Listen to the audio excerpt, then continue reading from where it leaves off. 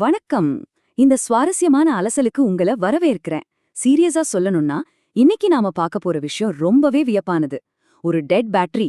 ஆமாங்க, முழுசா சார்ஜ் தீர்ந்து போன ஒரு பேட்டரி வெளியிலிருந்து எந்த ஒரு மின் இணைப்பும் இல்லாம தன்னை தானே மீண்டும் ரீசார்ஜ் ஆகிக்குதுன்னு யாராவது சொன்னா நாம நம்புவோமா? கண்டிப்பா ஆச்சரியமா இருக்கும் இல்லையா? ஆனா மேம்பட்ட தமிழ் குவாண்டம் வெப்ப இயக்கவியல் ஆற்றல் மூலமா இது சாத்தியம்னு ஒரு யூடியூப் ஆய்வாளர் தரவுகளோட முன்வைக்கிறாரு. அவர் என்ன சொல்றாரு, இந்த அழியாத மின்கலம் நிஜமாவே எப்படி வேலை செய்யுதுன்னு நாம டீட்டெயிலா அலசுவோம். வாங்க.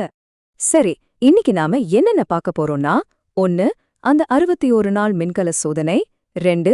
காஸ்மிக் கதிர்களும் ரீசார்ஜிங்கும். 3. வெவ்வேறு மின்கலங்களோட ஒப்பீடு. 4. ஆற்றல் மையங்களாக பழங்கால கோயில்கள் எப்படி இருந்துச்சு. 5.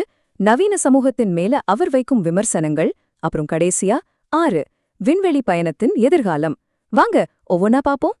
பகுதி 1. 61 நாள் மின்கல சோதனை. அதாவது செயலிழந்த டியூராசெல் மின்கலத்தோட கண்காணிப்பு. எந்த ஒரு புதிய விஷயத்துக்கும் டேட்டா ரொம்ப முக்கியம் இல்லையா? அதை இங்கிருந்து ஆரம்பிப்போம். இவருடைய இந்த எக்ஸ்பெரிமெண்டோட டைம் லைனை கொஞ்சம் கவனிங்க. மார்ச் 22ஆம் தேதி ஒரு பச்சை கலர் எல்இடி லைட்டை எரிய வச்சு தன்னோட முதல் சோதனையா ஆரம்பிக்கிறாரு. அடுத்து சரியா ஒரு மாசம் கழிச்சு ஏப்ரல் 25ல 2 பேட்டரிகளை வச்சு வெள்ளை கலர் எல்இடி லைட்டுக்கான இன்னொரு சோதனையை ஸ்டார்ட் பண்றாரு. மே 20ஆம் தேதி, அதாவது கரெக்டா 61ஆவது நாள். இத்தனை நாளா ஒரு டெட் பேட்டரியில எப்படி லைட் எரியுதுங்கிறது தான் அவரை முன்வைக்கிற மிகப்பெரிய கேள்வி. இப்போ இங்க பாக்குற இந்த 2.2 வோல்ட்டுங்கிற நம்பர் ரொம்ப ரொம்ப முக்கியமானது. ஏன்னா அவர் பயன்படுத்துற அந்த பச்சை எல்இடி எரியணும்னா பேட்டரியில மினிமம் 2.2 வோல்டேஜ் இருந்தே ஆகணும். இதை விட கொஞ்சம் குறைஞ்சா கூட லைட் எரியாதுன்னு அவர் திட்டவட்டமா சொல்றாரு. இங்கதான் ஒரு மேஜிக் மாதிரி ஒரு விஷயம் நடக்குது. இந்த பேட்டரி எப்படி தன்னைத்தானே சார்ஜ் பண்ணிக்குதுன்னு பாருங்களேன். லைட் எரியும் போது வோல்டேஜ் கொஞ்சம் கொஞ்சமா குறைஞ்சு 2.0க்கு வருது. லைட் ஆஃப் ஆயிடுது. உடனே அவர் என்ன பண்றாருன்னா, அந்த பேட்டரியை ஒரு 12 மணி நேரம், அதாவது ஓவர் நைட் அப்படியே எந்த இணைப்பும் இல்லாம ரெஸ்ட்ல விட்டுடுறாரு. அடுத்த நாள் காலையில செக் பண்ணா ஆச்சரியப்படும் விதமா வோல்டேஜ் தானாவே 2.3 இல்லனா 2.4க்கு ஏறி இருக்கு. இந்த 61 நாள்ல மட்டும் சுமார் 15லேருந்து 16 தடவை இப்படி பேட்டரி தன்னைத்தானே ரீசார்ஜ் பண்ணிருக்குன்னு அவர் உறுதியா சொல்றாரு. பகுதி 2. காஸ்மிக் கதிர்களும் ரீசார்ஜிங்கும். இதற்கான கோட்பாட்டு வழிமுறை. அறிவியல் படி ஒரு டெட் பேட்டரி எப்படி தானா சார்ஜ் ஆகும், அது எப்படிங்கறத அவர் விளக்குறாரு பாருங்க. இதுக்கு அவர் சொல்ற சயின்டிபிக் காரணம்தான் இரட்டை அணுச்சிதைவு, அதாவது டபுள் பீட்டா டிகே. பேட்டரிக்கு உள்ள இருக்கிற பேஸ்ட்ல கார்பன் 14 எனப்படும் கிராஃபைட் அப்புறம் பொட்டாசியம் 40 இருக்கு. இது ரெண்டுக்கும் நடுல நடக்கிற ஒரு நுட்பமான தொடர்பால தான் இந்த ஆற்றல் தொடர்ந்து உற்பத்தி ஆகுதுன்னு அவர் ஒரு தியோரியை சொல்றாரு. சோ அப்போ இது சாதாரண சோலார் எனர்ஜியா கேட்டா கண்டிப்பா கிடையாது. சோலார் எனர்ஜிக்கு நேரடி சூரிய ஒளி தேவை. ஆனா இந்த பேட்டரி விண்வெளியிலிருந்து வர காஸ்மிக் கதிர்களை நேரடியா அதுவும் தொடர்ந்து ஈர்த்துக்கிட்டே இருக்குன்னு அவர் நம்புறாரு. சிம்பிளா சொல்லணும்னா வெயில் தேவையில்ல, இருட்ல கூட இது எனர்ஜியை உற்பத்தி பண்ணும். பகுதி 3. மின்கலங்களின் ஒப்பீடு. டியூராசெல் மற்றும் எவரெடி பேட்டரிகளுக்கு இடையேயான ஒப்பீடு. எல்லா பேட்டரியும் இப்படி வேலை செய்யுமாங்கிறத செக் பண்றதுக்காக அவர் டியூராசெல் அப்புறம் எவரெடி 2 பிராண்டையும் ஒப்பிட்டு பாக்குறாரு. டியூராசெல் உரை தரமான இரும்புல செஞ்சது. ரொம்ப நாளா இந்த சோதனை பண்ணாலும் அதோட கட்டமைப்பு அப்படியே தாக்குப்பிடிக்குது. ஆனா எவரெடி பேட்டரி துத்தநாகம், அதாவது ஜிங்கால செஞ்சது. அது தொடர்ந்து யூஸ் பண்ணும்போது உள்ள நடக்கிற ரசாயன மாற்றங்களால அந்த துத்தநாகம் முழுசா அரிக்கப்பட்டு வெறும் அட்டை மட்டும்தான் மிஞ்சிருக்கு. இதுல இன்னொரு அட்டகாசமான விஷயம் என்னன்னா, இங்கிலாந்துல ஆஸ்ட்ரோபிசிக்ஸ் படிக்கிற அவரோட பொண்ணு இதே சோதனையை இன்னும் கொஞ்சம் பெருசா செஞ்சிருக்காங்க. ஆய்வாளர் ஒரு பச்சை எல்இடிய டியூராசெல்லா 61 நாள் எரிய வச்சார் இல்லையா? அவரோட பொண்ணு ஒரு ஜோடி எவரெடி பேட்டரியில மொத்தம் 18 எல்இடி லைட்டுகளை இணைச்சு சோதனை பண்ணிருக்காங்க. ஆச்சரியம் என்னன்னா, அந்த 18 லைட்டும் தொடர்ந்து 8 நாளுக்கு ரொம்ப பிரகாசமா எரிஞ்சிருக்கு. இதற்கான கணக்கீட அவர் ரொம்ப தெளிவா சொல்றாரு. 18 எல்இடி லைட் எரியணும்னா ஒரு நாளைக்கு சுமார் 9 ஆம்பியர் கரண்ட் தேவை. ஆனா அவங்க யூஸ் பண்ண பேட்டரியோட அதிகபட்ச கெப்பாசிட்டி வெறும் 3 வோல்ட் 6 ஆம்பியர் தான்.